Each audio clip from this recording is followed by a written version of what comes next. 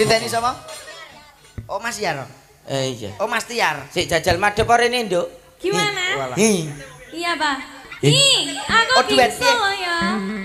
Oh, Mas ini ada fan beratnya Mbak Lintang. Mas Tiar mau menyumbangkan suara terbaiknya. Nggih, niki wonten permintaan Dewa Tresna Oh, Mas Tiar. Oke. Mohon izin Mas Tiar. Yuk. Mas Tiar. Yen nggur nyaron ki kok ben digenteni. Sini. Iso. Getenono. Ayo Mas Tiar. Sini, Mas. Tak sawer Yar. Ayo, Mas. Ayo Tor, diteni Tor. Ayo. Iso Dewa Tresna. Sik serpeki ben ayo. Sik tong gumunku iki Victor kok arep ngangkat kuwi kok ya kelar. Ngangkat tok ngangkang lho. Iya. Mbok kuat.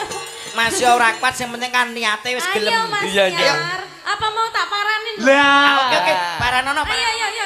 Wis. Ayo. Bu. Ayo Mas Tiar.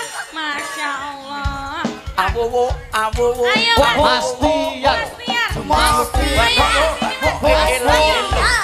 Ayo. Ya.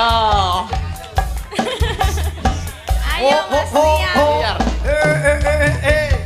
Astabrata menyimpan potensi-potensi Wah, Mas Mio. luar biasa. Iki aja to kok nggur nyanyi.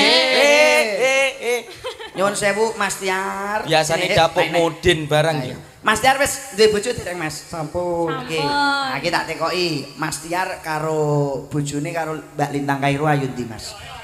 Iya. Iya to. Cara ayune ngomah kuwi ditambahi 10 yuta, kowe muni ayu kene wani ra, Mas? Mboten. Pada gur ngomong lho ya.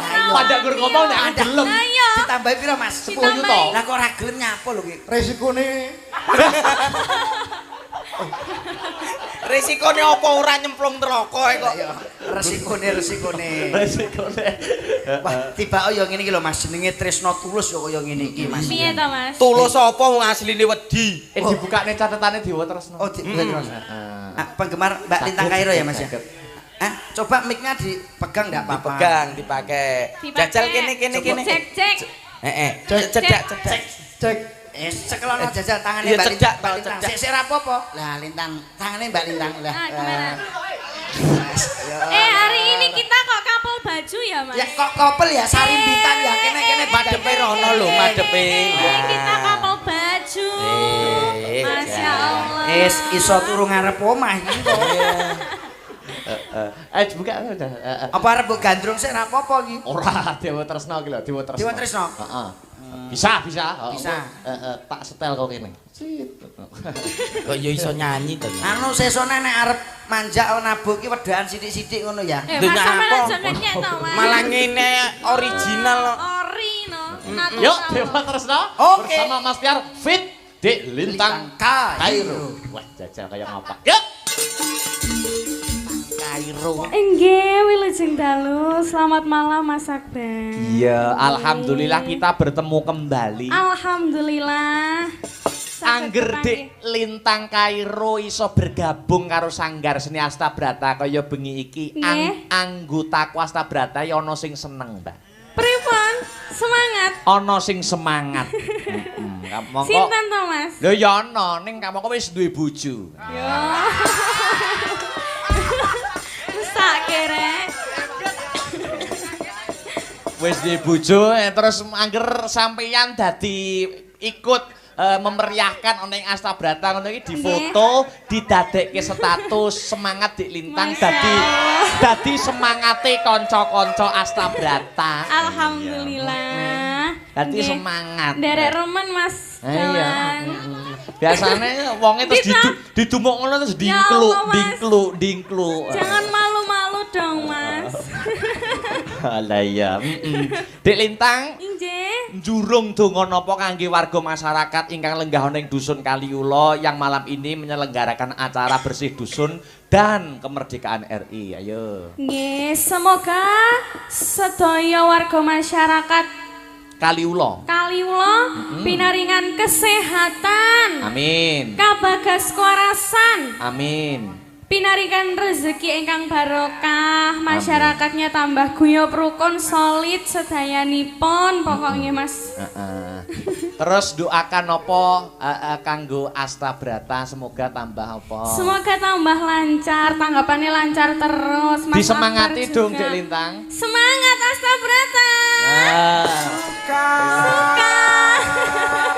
Bakal aja lali ngejak aku loh Mas. Nggih, oh tenan kok anggerane sampeyan iki terus ana sing wah terus moto nggih status. Kelakuane sapa kuwi jane? Ya ngono kuwi ya. Niki ana pamundhut Dik Lintang. Nggih. Terbanyak kula voting niki wonten sesideman kalih podang kuning monggo badhe dipun aturaken ingkang pudirin mardika mawon kula mangsulaken wonten Dik Lintang. Ayo. Sami slindrene ayo. Nggih. Podang kuning. Podang kuning dibawani riyen nggih. Nggih. Semorondana. Ayo. Semorondana. Mangga. Nadyan wujudmu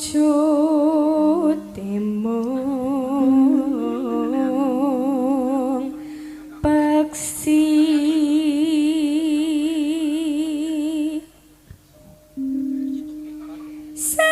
serihan ya Allah kok iso lali to Ora apa-apa.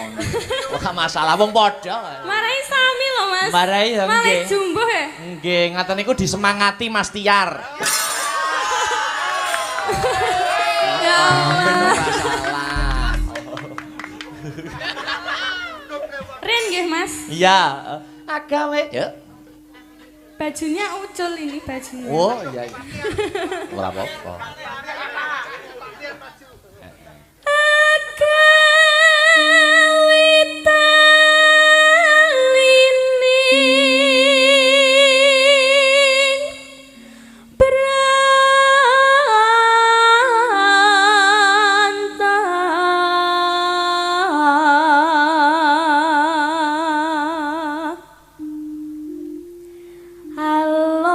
Alos manis toramrak ati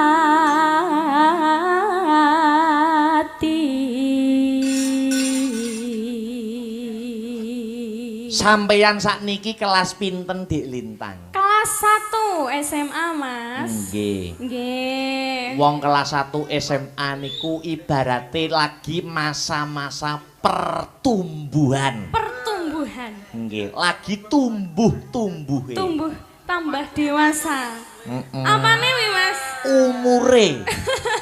umure Dadi mbinjing ke sekolah. sekolah Wah iya. Sekolah iku kudu tetep rajin, Nggih. momok ana tugas PR yo tetep digarap. sekolah tapi ning sekolah turu Mas Ora apa-apa, sing penting mlebu tok niku pun sae. nggih leres Kados kula niki mamane tanggapan jenengan nggih sekolah Lho riyen sekolah to. riyen, nggih. Terus mamane bengi tanggapan enjinge sekolah ngaten nggih. Ora ketang turu sing penting mlebu. Oh. Mlebu tok niku pun sae. absen tok apa kok Mas Nggih. nggih Pun penak. Lanjut.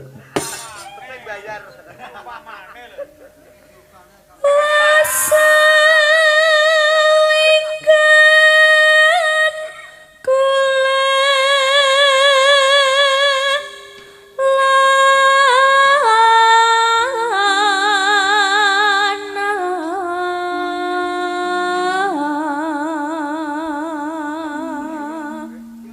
Nononono nunuke nonong. iso nunuke Maksudnya iki anu ku lho ngabani larase, Dik. wah marah elek Ya, ya larase. golek isi podang delan Mas Mas Heru lo kepingkel-pingkel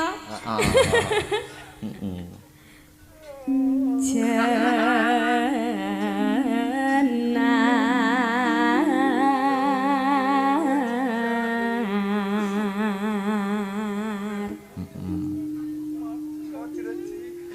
Iba bunga ing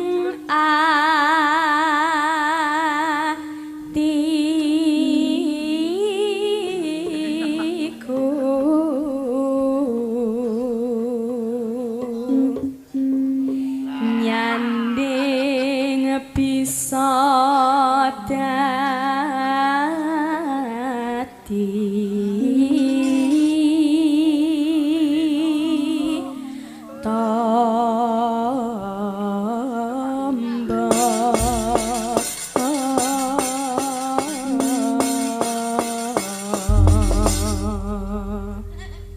esuk awan sore bengi ya. Yuk, buka celuk Dik Lintang karo podang kuning celorot. Esuk awan ning omah wis ora krasan. Kaluyuran anggoleki sing tak sayang. Mobeng miterangganku goleki pernah kerasa esok awan nganti bengi. Iman yen nganti liya kang nyayang. Kleang-kleang tak sawang mencok ing ngepang. Kekencangan tak ridik saka kaduan. Sarwi ngoceh dhewe ngalih pencokan.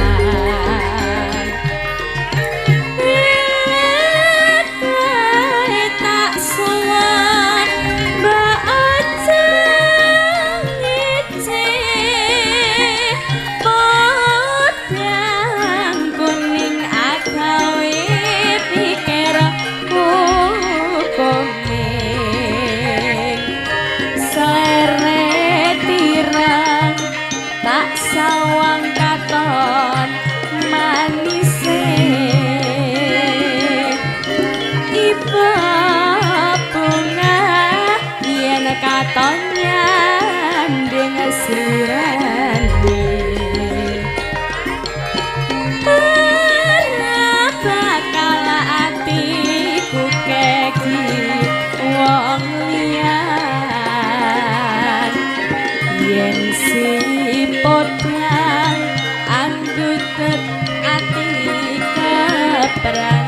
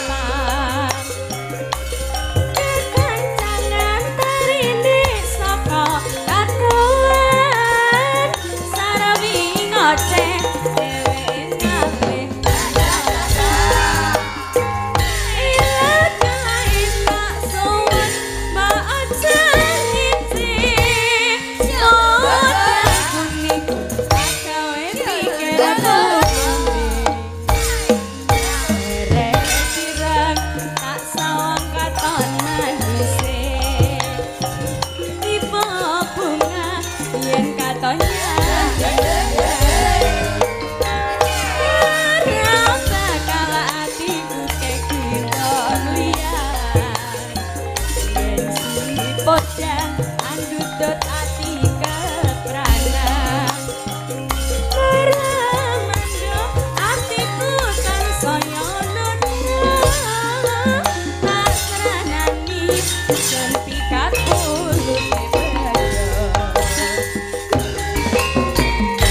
kasih Dik Lintang. Buka celuk. Iya. Yuk. Katur. Mong. Ising kaya ngapa mengingatane akan sepene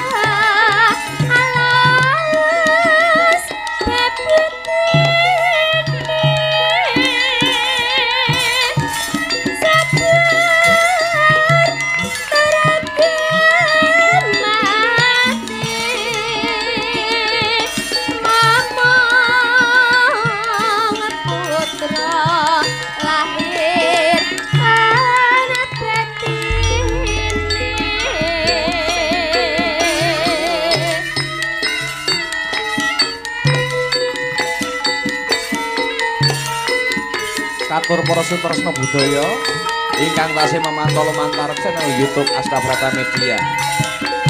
Oncoret kan wilujeng midhangetaken. Asik.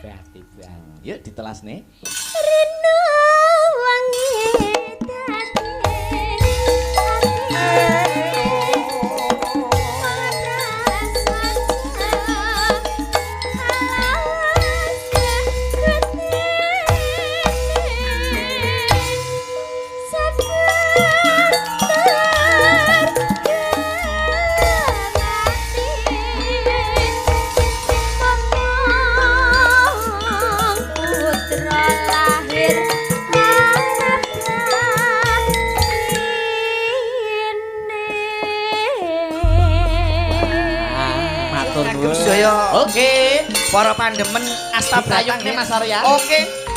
Astabrata. Yo yo. Jogeti Mas Tio, Mas Fitro. Oke. Iki sepatune Pak Wo lho iki.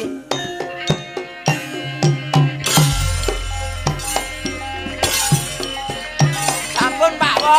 Luwih bersih panen ana timbang mati tahan Raja kang selesya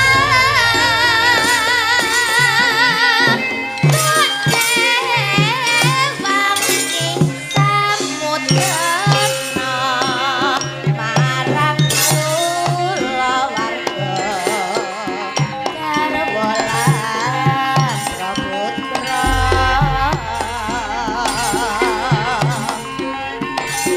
liwat insanging amesmu kumawanan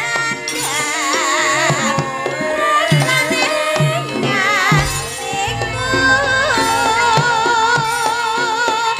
nadyan musling serius aku isih mampu ladeni selaku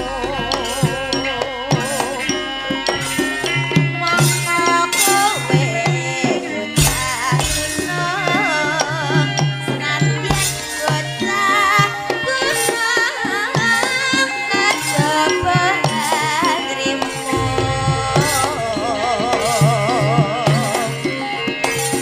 Dewa raja kungkak kehormatan mampruk lungguh ngarepe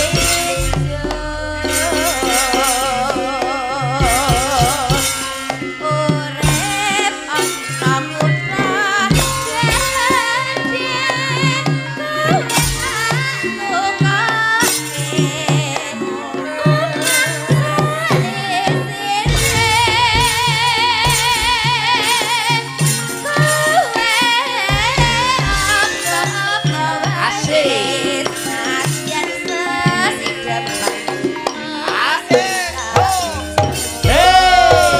Astabrata. Bersama Mbak Sri Wahyuni, Mas Akbar, Mas Lintro, Mas Tio. terima kasih buat pemirsa yang dimanapun Anda berada, Mas Mio. Di Akbar Sahara.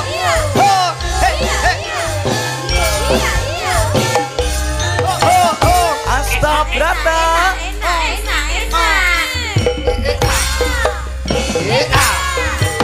Luwih bersih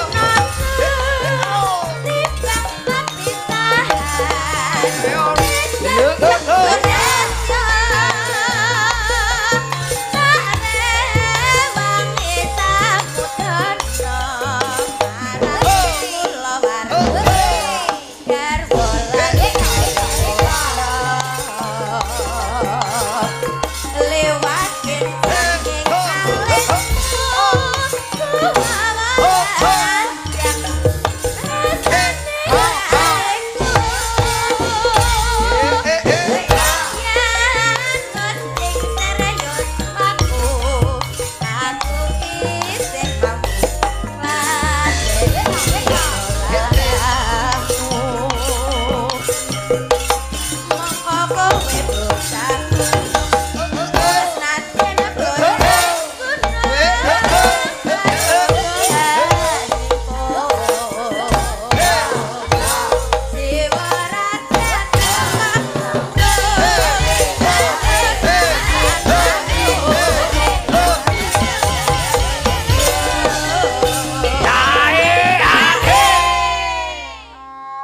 Saben wis moh kandange Raja Kaya tetelah mlahi endahing bali griya. Turta datan tilar watoning kasarasan ilining toya sendang tinalangan andhaking pasiraman kekucahe naratas pasabinan mentok minti bebek meri sarta panggoyanganing kebo sapi jauh-jauhan jangkep angrenggani endahing padukuhan peksi podang kumandang haleledang mencok panging ketabang drakuku manggut-manggut ing weduku peksi jalak lunjak-lunjak aja-ajak marang peksi prenjak kaya sajak datan kencan semayang marang peksi bayan betet-betet pating jarwit datan katun peksi kang alit-alit bangsane bibit rang-urangan sedaya sami sigrak semarak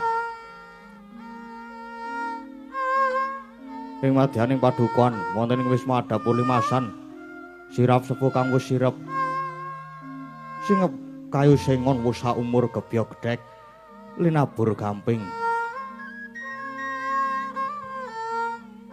lah sinten to ingkang lenggah ing wisma Karang Kadempel tanah sanes muhung tetungguling padukuhan Karang Kadempel ya pamonging para Pandhawa ya satriya tuhu bekti marang dharma Yakya Wewangi Kyai Lurah Semar Nayantaka ya Badranaya ya Saron Sari ya Dudha marang Munung ya Sang Juru Dyah Puru Prasanta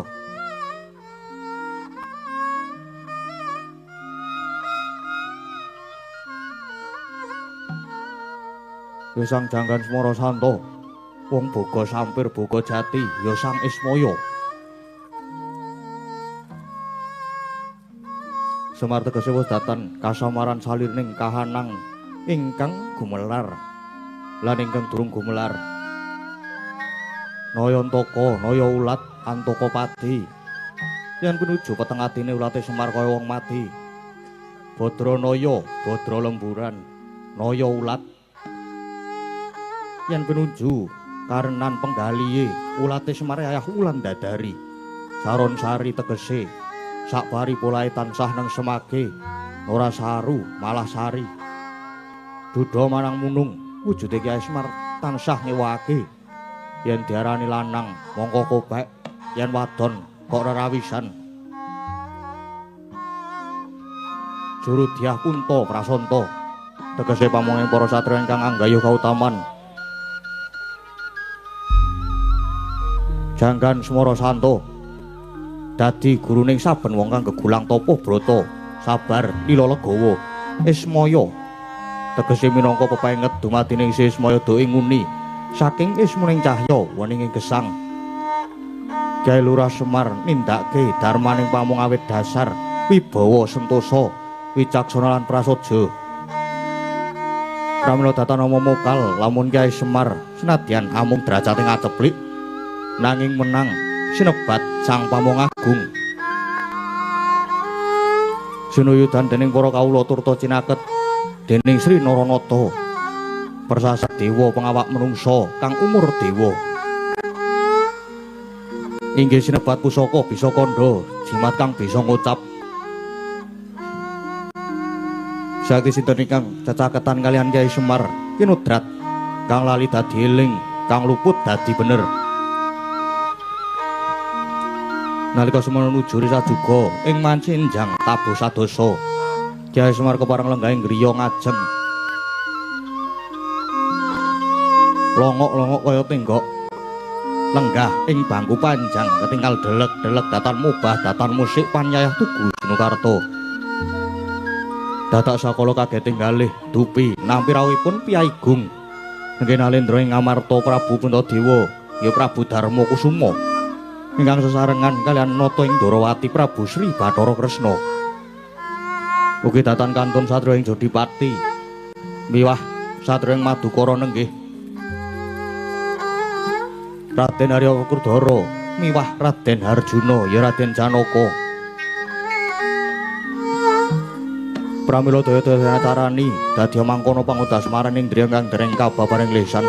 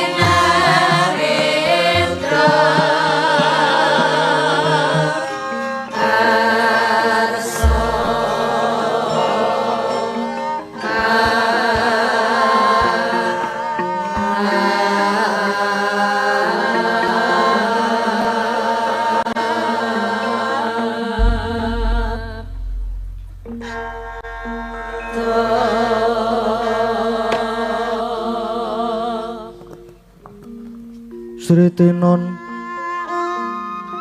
ning pasewakan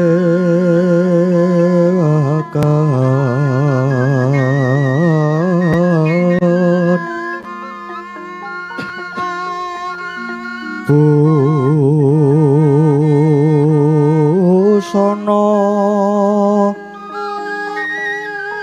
maneka warna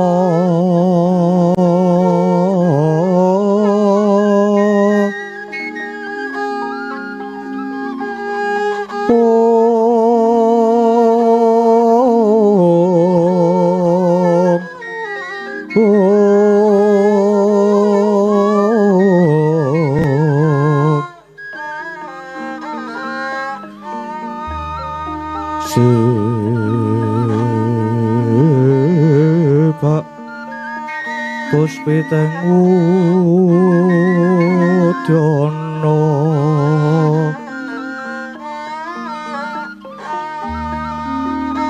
miang pancerah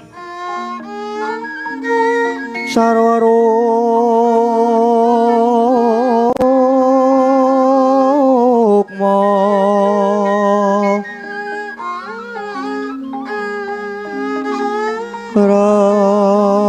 ranggeng manik Narawata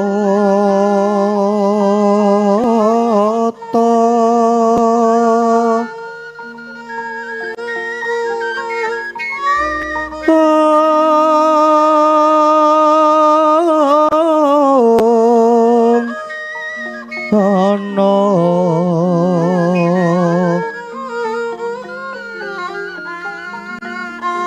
Prabanyo kang sumirat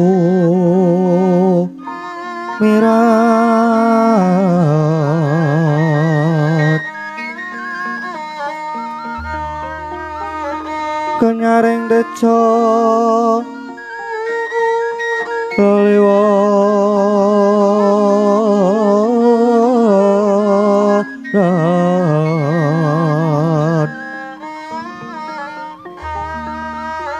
leraki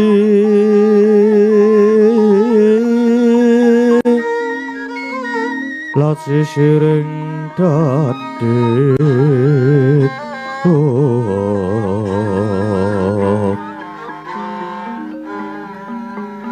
wimpo kekondomre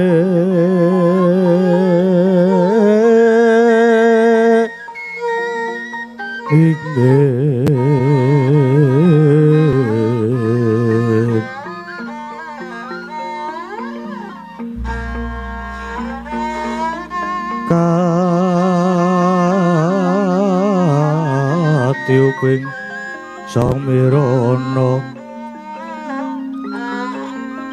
mandra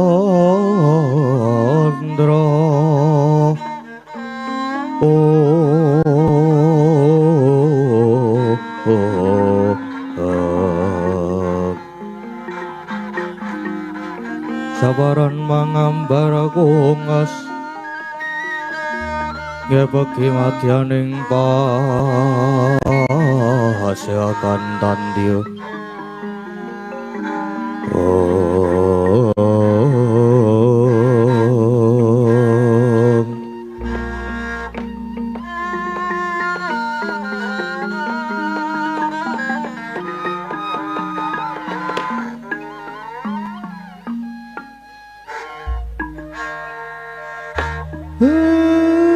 Blagagak ugag sadulita mel.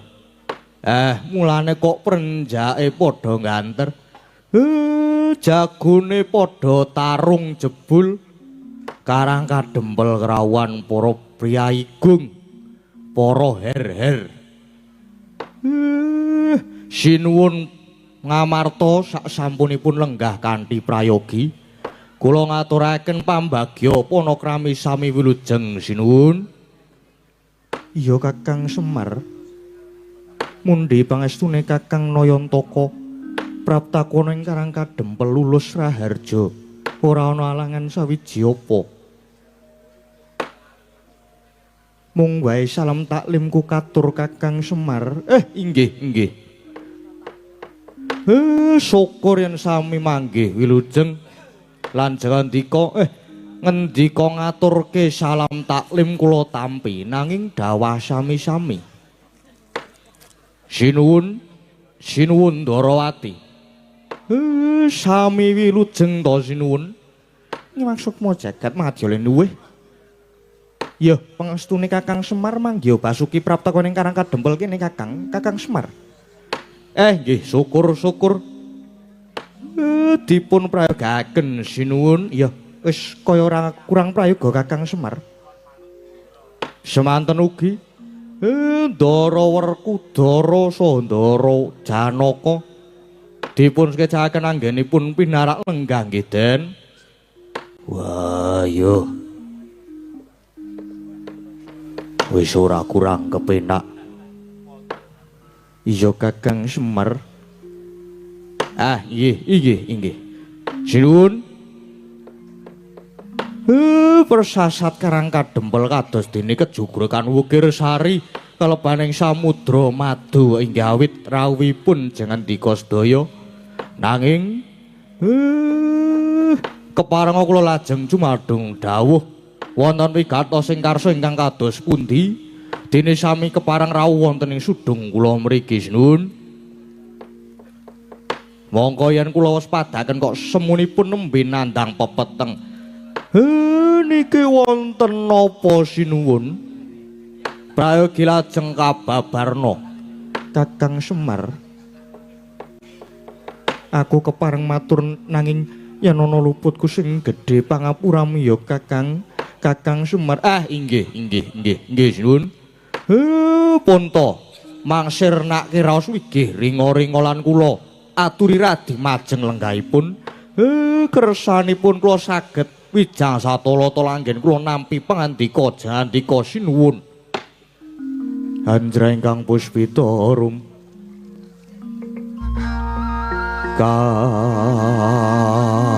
kasiliring samirana mrit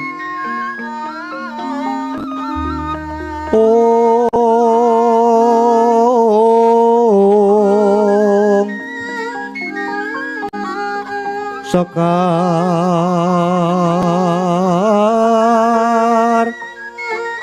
gadung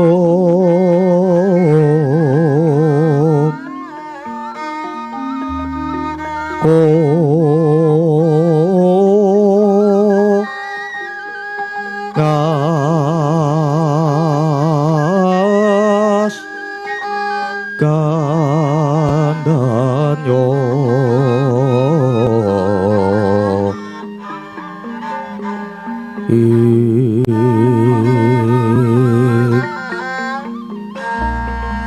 maweh raras ratnaning driya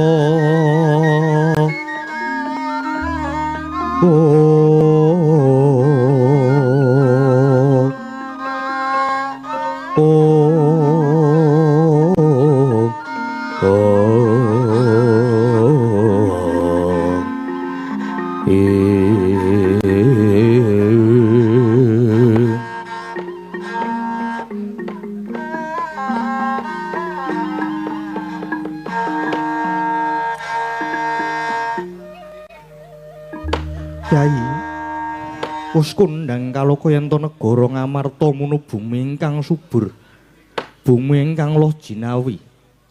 Ya merga siti ingkang subur kuwi temah ndayani para kawula uripe sarwa kepenak. Adoh saka kasangsaran nanging Kakang Semar. Kena ngapa ing rikalenggan iki malah tiba kosok balene. Ngamarta kang maune tentrem saiki dadi tintrim.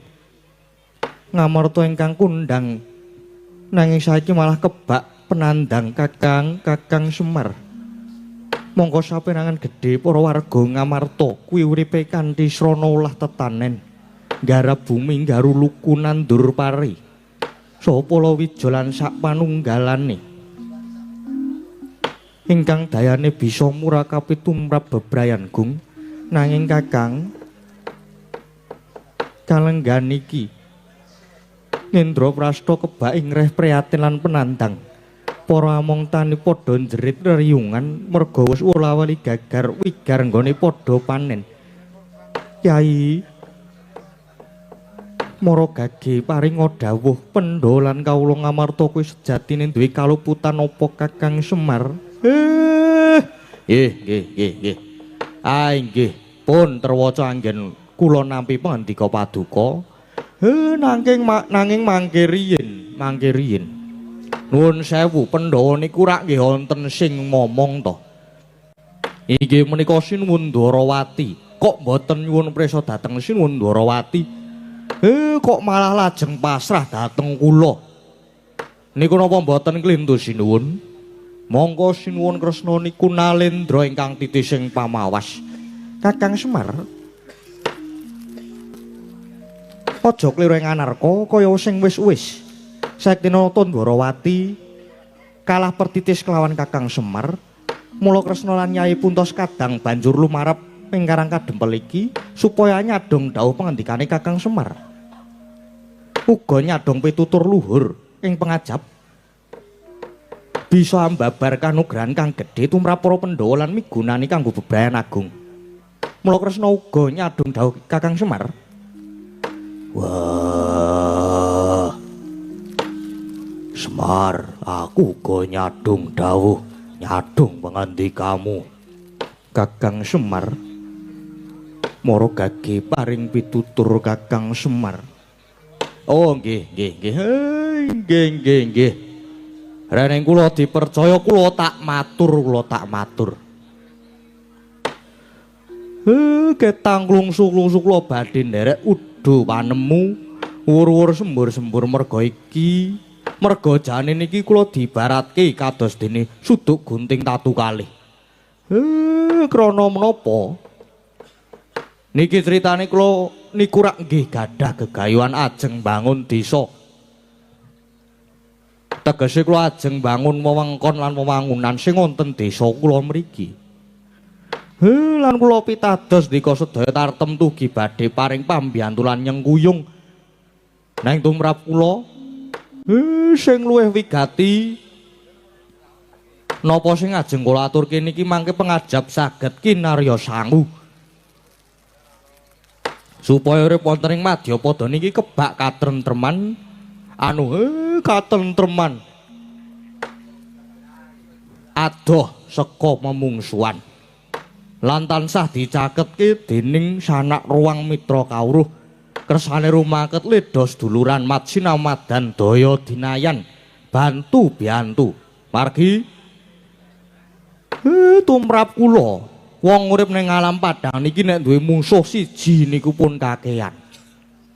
Neng nek duwe sedulur 1000 niku rasane isih kurang mawon. Mila jandika sedaya rawuh wonten mriki menika malah kaleresan. Pamriye dimen saya caket kalih para kawula. Lan iki minangka tandha manunggaling kawula kelawan Gusti. Lire para pangarsa pangambating praja tansah migateke para kawulane. Tegese sing dhuwur ngerti sing nang ngisor. Sing tengandhap nggih sami mestuti sing dadi dawuhe. Lan sing darbe panguwasa ya aja semenang-menang.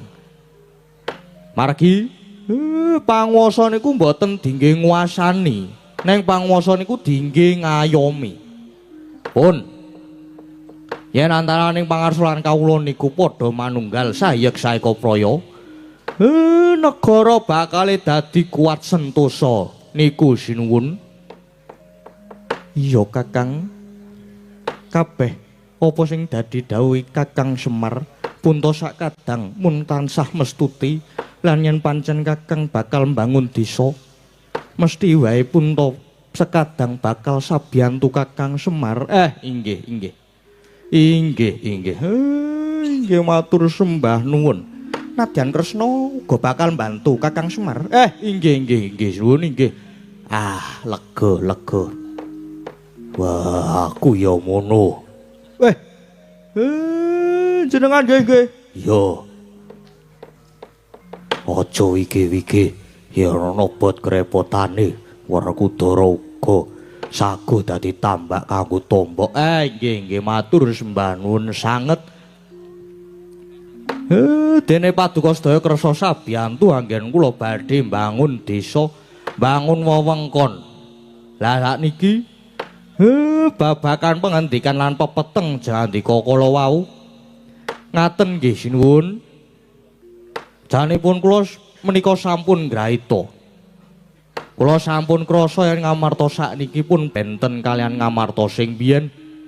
Den kathahipun penandang para kawula ingkang kasangsayan menika kala wau. Inggih saking awit saking kawontenanipun bumi ingkang boten kuawi. Lan boten purun babar dhateng wiji ngrembakaning tetanduran kangge srana sandang tedha tumrap para sedaya kawula warga ing kuku Panegari Ngamarta. Temah bumine dadi cengkar, lemahe dadi grasak. Para among tani nadyan padha tandur nanging nyatane gagar wigar wurung kababar. Lah niki den niki sing kedah ditaliti merga kabeh mestine wonten sabab musababe. Sebabe apa Kakang Semar gage tuturana? Nggih. Kula tak matur ning ampun kaget nggih. Niku sedaya sebabe kalenggan iki Mbok Sri Kumaraning rejeki niku kesah. Kesah nilar negari Ngamarta. Niku sinuwun. Ingkang jalari negari Ngamarta kebak ing repriaten lan penandang. Pepunden Betari Sri Kumaraning rejeki murca saka praja Ngamarta, murca saka negara Ngamarta Kakang Semar. Nggih. Nggih Sri lunga, Sri niku lunga. Monggo Betari Sri niku dadi simboling buga, dadi simboling kemakmuran. Iya Kakang, banjur apa sebabe Betari Sri murca Kakang Semar? Lah niku. Mbok menawi para kawula Ngamarta sami kelepian anggenipun ngaturaken panuwun dhateng Gusti ingkang Maha Nasa. Lantaran Mbok Sri sing wis dadi sarana kamulyan lan murahing sandang pangan. Mongko mbiyen Ngamarta niku bumi sing subur. Apa wae sing ditandur mesti dadi. Ning sakniki malah dadi bumi sing cengkar. Grasak. Umpamane tanaman ijo royo-royo sing mancine panen mesti dipangan ama orang. Merga nggih niku wau.